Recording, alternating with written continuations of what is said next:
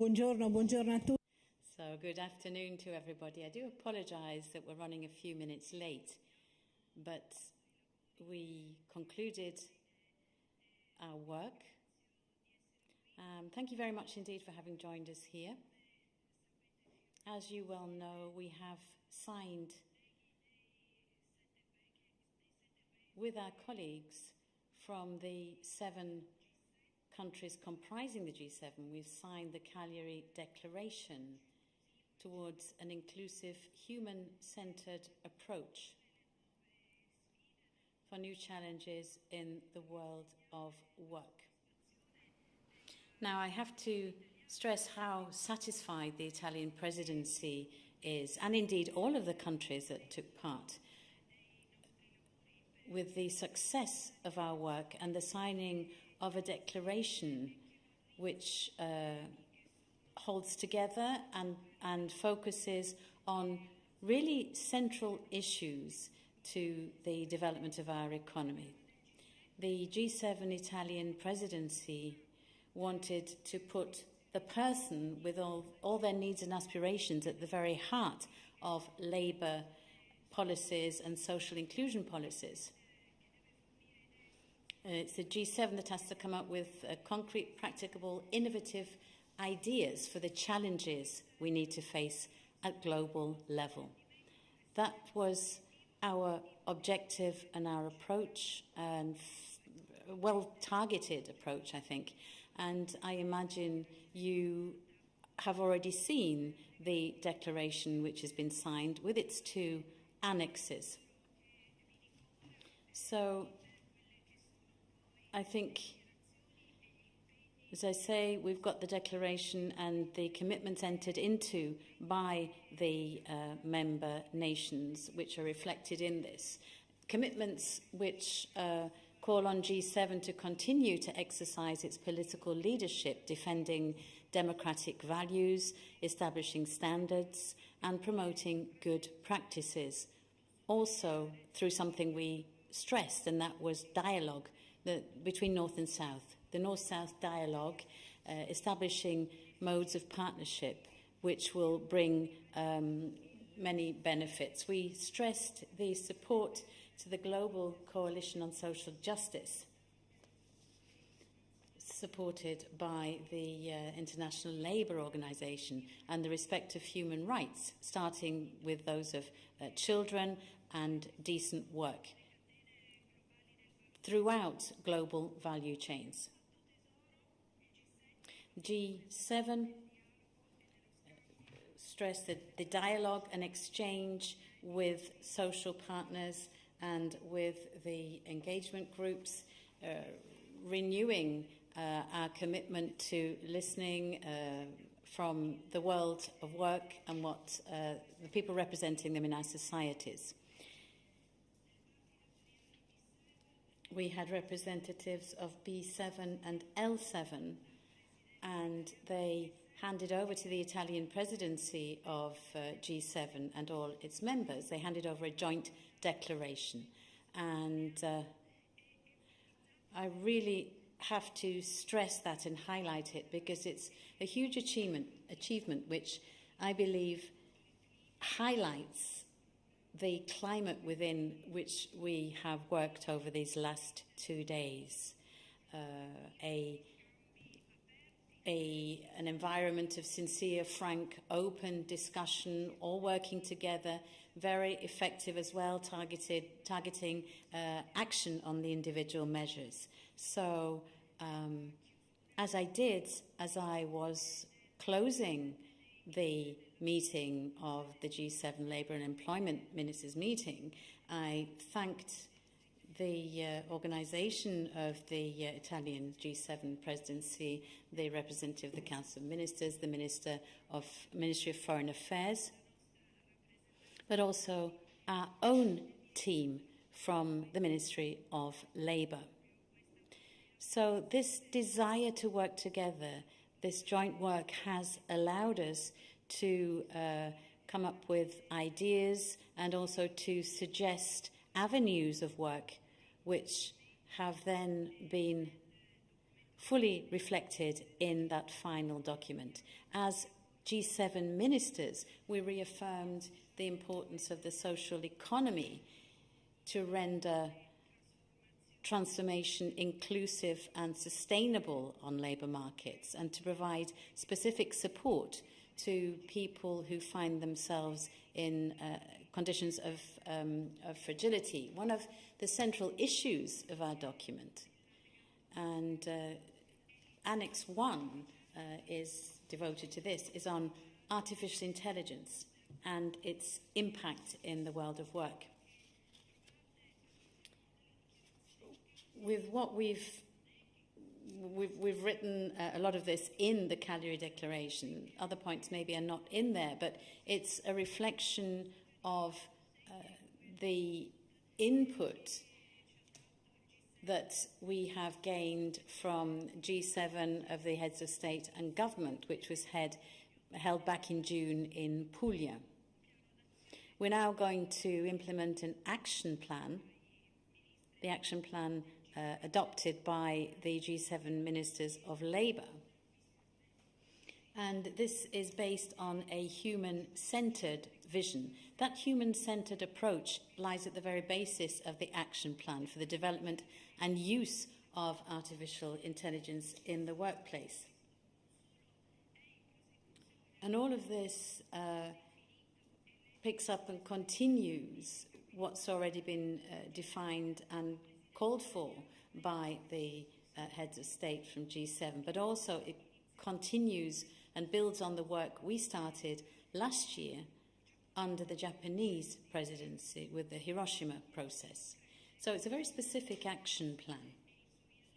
Our declaration and its annexes also should be a concrete step towards coming up with some guidelines as well for work. So specific action to govern the multiple aspects on which artificial intelligence is going to have an impact. Automation of processes, privacy for workers, the question of responsibility and decision, also the distribution of roles within the workplace, and social dialogue. Now, if you were to ask me how Italy can then roll out specific initiatives to reflect these principles and the ideas for the individual governments, then I would say that one of the elements we're already working on, and will continue to do so even more so in the future, is to ensure that AI allows us to understand and particularly to preempt the direction being taken by the world of work. What professions are going to be there in the future, and in particular, how we can effectively match supply and demand of work. On the platform for social inclusion, which we have, apart from looking at the training which is possible, which exists now in Italy, we've also included elements which, through AI, through analysis processes, we can understand on the one hand what company requirements are, and on the other what actions we can roll out on the training front, and also which are those growing channels, and particularly what are the new trends on the labour market. In simple words, in other words, we have to learn to predict the future, obviously based on data and understanding 10 years down the line what jobs, what skills will be needed. Now, AI on the labour market can provide benefits for everyone only if technological development and innovation is linked with social progress. So we need to be ready to invest in people's skills. We need to introduce AI into the workplace through social dialogue. And that's one aspect I would really stress as well. We talked about social dialogue. We talked about the value of social dialogue as a unifying element, if you like, also to help us look towards a future of participation-based industrial relations, which are focused on collective bargaining. And we all agreed on that the value of collective bargaining and first and foremost, high quality, high standard collective bargaining. And then there's also the importance of guaranteeing the secure and trustworthy nature of new technology, using AI also to render the workplace safer. Now, the declaration also includes annexes and reflects some of these aspects. It focuses also on everything, the need to further develop policies which will guarantee safe work, secure work. We're talking about societies, and this is of interest to the G7 countries, societies which have things in common. They are industrial societies, societies which have evolved labour markets, but at the same time labour markets which are showing certain trends, for example, an ageing population and the possible fallout from that general ageing population on the internal balance of our labour markets. The G7 countries share the challenge of an ageing population. By 20, we're going to see a shrinking of a third in the working population, but we're going to see an increase in the numbers of people over 65. And that's why we need an integrated approach to promote active, healthy ageing, rendering our labour markets more inclusive, particularly for young people and women. And that's a common commitment that we all share. Focusing on young people, women, bringing them into jobs means, first and foremost, respecting social justice. We have to guarantee access to lifelong learning, also for elderly workers as well, who we don't have to think that we're talking about changing the retirement age. It means that we will be ensuring that our elderly people can continue to be active and make the contribution they can still make at that stage of life to society.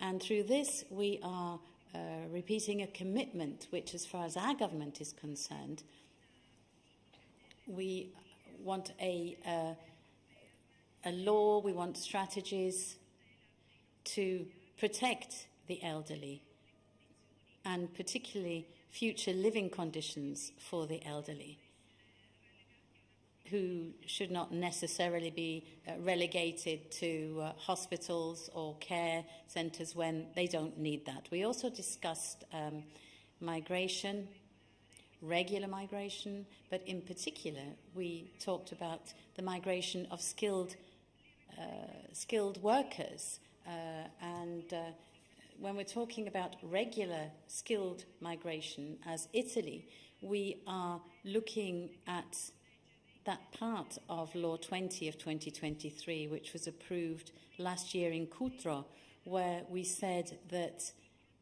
within the projects to which we're going to subscribe with other countries, we, through training, providing it in the countries of origin, we will allow the arrival of workers who already have some knowledge for companies who are requiring those profiles, and we'll put them outside the quotas which have been set in the various different decrees. That means that we have to commit to regular migration. We have to commit to also giving a dimension of regularity and, in this case, also combat exploitation and other aspects which exist on the labour market. We have to work, there's a common commitment to this, to improve the working conditions in the care sector, supporting families and workers. This is one of the main aspects in Cagliari to guarantee access to work also for women. And all of these conditions don't belong to just one country. There is no highlighting in this declaration of anything that applies only to one country and not to the others, because these are cross-cutting issues. There's a common awareness of this. The actions, the choices to be made are to be made by all of us. And there is this will to play a very broad role for the G7 countries. And as I was saying beforehand, also towards the global south, but also in terms of the situations we're facing, which are now coming onto the agenda, not for the future, but rather facing us right here and now. So skills must be inclusive, reactive, and we also require policies to guarantee that there can be continuous professional development. We've focused on the importance of training, quality training, and above all, we stressed the need to guarantee lifelong learning pathways so that workers can have all of the necessary inputs throughout their working life. This is a commitment and a need, particularly when there is the need to bring together several generations within our labour markets, and that involves also ensuring that skills can be handed down from the older generations to the younger ones. As G7 countries, we need to also ensure that training systems are in line with workers' expectations and with employers' expectations. Workers must be trained for available jobs, not jobs that nobody needs any longer. And there must be accessibility for all. The digital transition and the green transition also demand adequate changes so that we can be in line with the needs of strategic sectors. Implementing artificial intelligence also means ensuring that nobody is left behind. This is something we must all commit to. It is essential for us to ensure that there be an inclusive approach, data available as far as our country is concerned, indicate that there is a very encouraging process. This is not just a short-lived trend.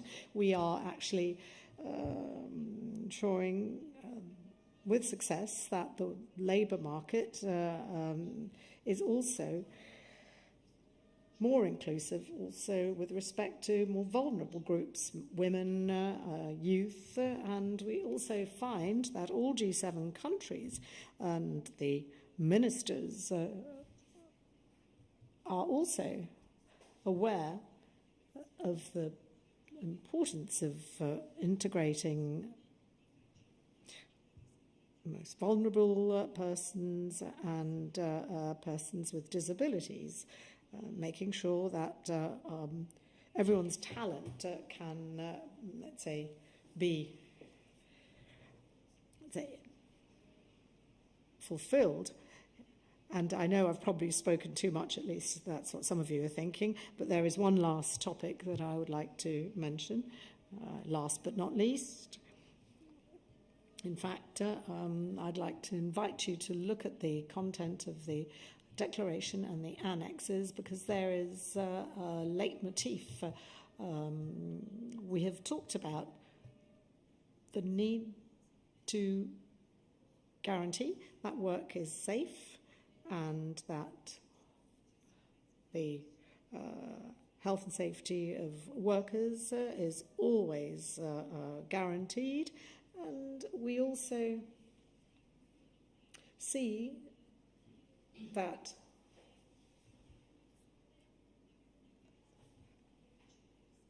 this must include measures to guarantee safety even when travelling to and from place of work. We know that unfortunately there are cases of accidents suffered by workers on their way to or from the workplace. This is something we're focusing on in Italy. We're therefore all committed to safeguarding health and safety of all workers and also the health and safety of all those travelling to from the workplace. That is all, and I'm at your disposal for any questions you may have. We have time for some questions. The first colleague is from the financial daily Il Sole 24 Ore. Good morning, Minister. Good morning to you. You mentioned the document that was submitted by the social partners. This is a joint document of considerable significance, and so I'm wondering how you're going to respond to the requests. Methodologically, they indicate the need to include social partners when designing, implementing and monitoring AI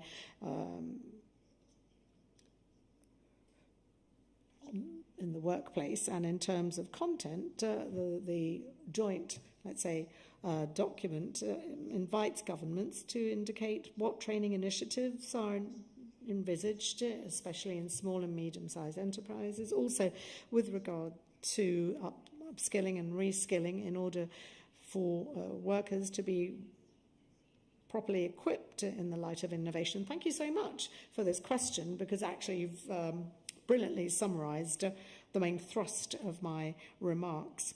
I have attempted to, share with you what has been a very fruitful, open, frank exchange, which has characterised our G7 meeting. As I have pointed out, we obviously are aware that nobody can succeed alone, and that is why we have to also be more prepared to engage with our social partners. So hence the importance of social dialogue. And as you know, before our opening session, the Ministers of Labour and Social Policies, there was a meeting of the Labour 7 group, that is European Union trade unions, Italian trade unions also attended, the three main confederations, and I chose to attend the opening and closing sessions of that meeting because I thought it was appropriate in my role as Minister and Chair of the G7 to, take stock of the principles contained in the declaration so that there can be concrete dialogue and action with respect to skills and how skills are to be linked to current transitions and change. Well, there is an indication given by the Italian government in the bill, which is currently being discussed by the Italian Parliament for the development of artificial intelligence. The Ministry of Labour is going to take on an important responsibility, that of stepping up within the ministry an observatory to monitor the impact of AI on the labour market. And this means that we're not just going to analyse the current situation of the labour market, but we're also going to try and forecast what is needed. We're not, obviously, going to do this alone. We're going to involve our social partners actively, and we will also make sure that we focus on the quality of collective bargaining processes. I favour support to collective bargaining, which can enable us to identify those work patterns that can adequately mirror the changes that we're currently witnessing in the world of work. And then, if there is the need to define, a regulatory framework in addition to what I've just described, well, obviously this is viable, and certainly the purpose is not that of, restricting within a cage everything that innovation brings. We want, however, a set of rules that can deliver a human-centred approach to artificial intelligence and its development. This is something that all groups have requested, all of the engagement groups, and the ministers who signed the declaration also agree that this is the way to go. Simone Bagnacani from Rai News. Good morning. I'd like to ask you to talk a little bit more about what you were saying concerning active ageing and the impact on pension systems. Obviously we know that the Italian government is also looking to reform the pension system. My question therefore is what could be done in order to, let's say, involve older people? Well, actually, I'm sorry, I said the opposite of what you have just implied. I said that when we refer to active ageing, this does not mean that we're considering, let's say, rising retirement age. I hope that this is clear to you. What we mean is that we have to ensure that several generations can work together. Currently, you see, we have 4 or 5 different generations still working. The trend is such that as our population ages, we're going to have a problem with respect to replacement rates in terms of, let's say, people retiring and new entrants into the workforce. And therefore, this links up with the skill sets that are needed and the possibility maybe of benefiting from the knowledge and skills of those people who are about to leave the workforce. That is what I mean when I refer to active ageing. I mean, once you've finished working, once you're no longer an active participant, let's say, in the workforce, this doesn't necessarily mean that you're going to be, let's say, discarded. I think that an adequate approach would require that older people can continue to live without considering aging as a disease or as a pathological condition. Amalia Carosi from RAI. Buongiorno Ministro, lei ha fatto prima un esempio. Good morning, Minister. Earlier you gave us a concrete example on how you could implement adequate policies with respect to artificial intelligence. What is the government planning to do with respect to our country's gender gap? Italy is still lagging behind. We do need adequate policies in place. Has, let's say, the government already considered this? Have you discussed with your G7 colleagues a possible set of measures to reduce the gender gap? I'd like to thank you for that question because it allows me to share with you that the question of involving women in work and employment data, in terms of the individual countries now, I can tell you it's a cross-cutting issue because in every G7 country, women's employment rates are below those of men. And in terms of the pay gap as well, that again is cross-cutting across the 7 countries. As far as we're concerned, I would repeat our commitment to support women's work, their ability to work and to work in careers where they have to bring together many different conditions, also on the question of achieving a work-life balance. And this also means, of course, really taking a look at what our country with the presidency of the G7 is doing right now. This is the G7 presidency with the most ministerial meetings, looking at specific issues such as equal opportunities, also work for people with disabilities. And we have dedicated 2 specific ministerial meetings on that, which means that clearly this is a crucial theme, a very central theme for us. And we feel it's crucial also to combat inequalities wherever they exist in gender, pay, etc.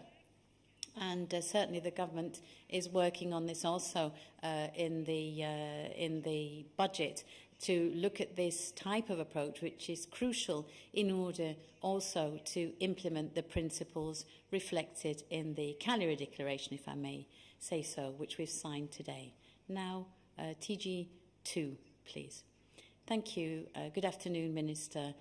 I'd like to come back to the data from Istat on employment yesterday. They're good. I would ask you to interpret the fact that those figures are good, notwithstanding the figures on industrial production over recent months, which are not as good. Industry struggling a little bit more. What does that mean according to you? Well, I would say it means that right now there is certainly a problem linked to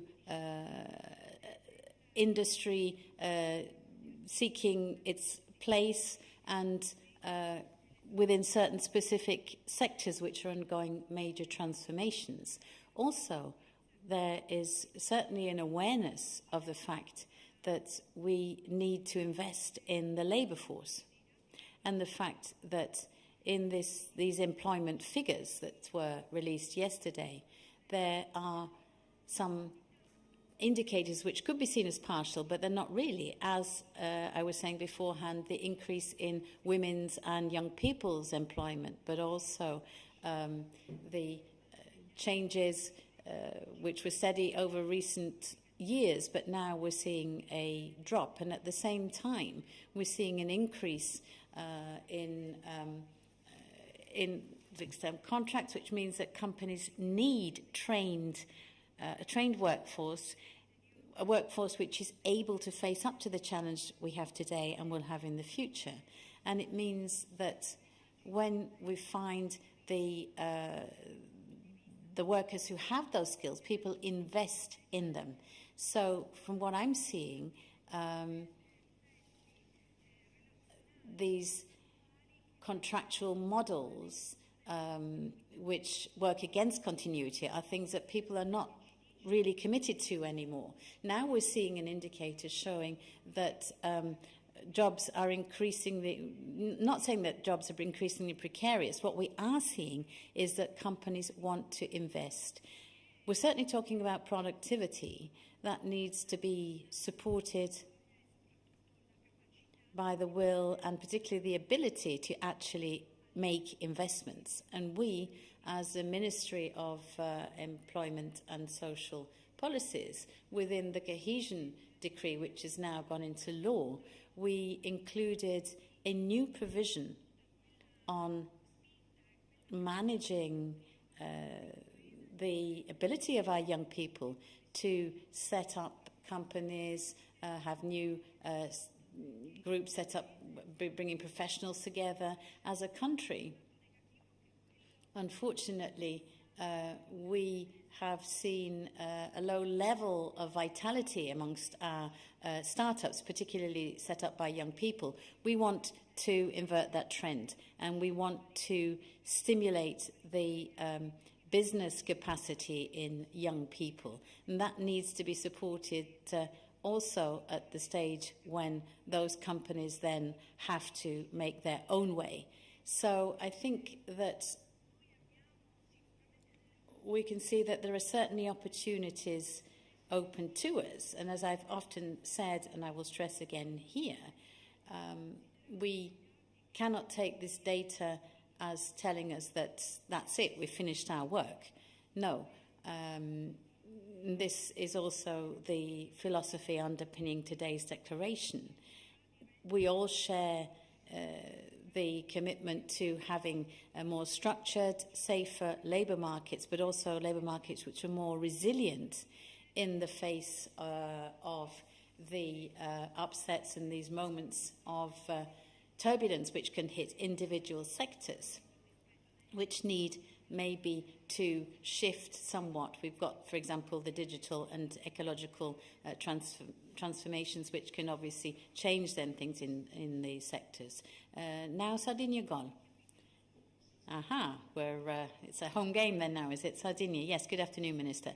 Yes, if you could talk about the political commits from G7 of the last 2 days. You were talking about a decent labour market for young people. And then U7, what have they done in terms of the document which was presented today? Well, allow me to say that we have seen absolutely extraordinary contributions. Even the youth, let's say, have shown a great willingness to be involved. I've often been worried about, the figures regarding NEETs, young people who are not in education, employment or training, and who don't even want to look for a job. And to think that young people would sit on the fence or on the bench, rather, and not want to play the game, well, means that we have an element in place that is really scary, because they don't seem to want to be involved. Whereas current figures and the contributions of Youth 7 have been clear.